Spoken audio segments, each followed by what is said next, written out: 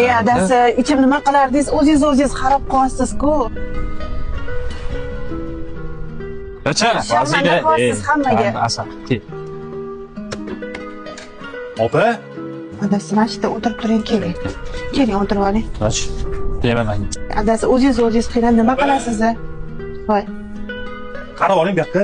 Hozir. Adasi, o'tirib turing, hozir chaqirishaman. Voy, ukam, yaxshimisan? Lekin masalan, yaxshi kelding, kel uyga, ukam. Yana ikkita ma'no eringiz. Bu jonga tegib ketdi. Qachongacha shunaqa yashaysiz? O'zingiz xarob qilyapsiz. Qachongacha shunaqa yurasiz? Bu arkash odam bo'lmaydi. Ichgan sizni xarob qilib tashlaydi. Opa, o'zingizni qadringizga yeting, yuring ketamiz.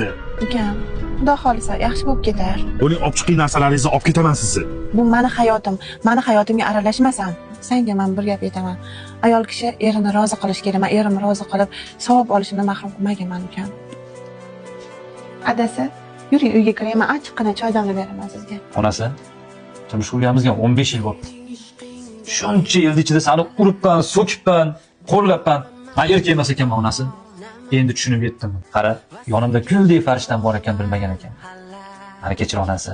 Men senga va'da beraman onasi. Bugundan boshlab mana shu iplos aroqni umuman og'zimga olmayman.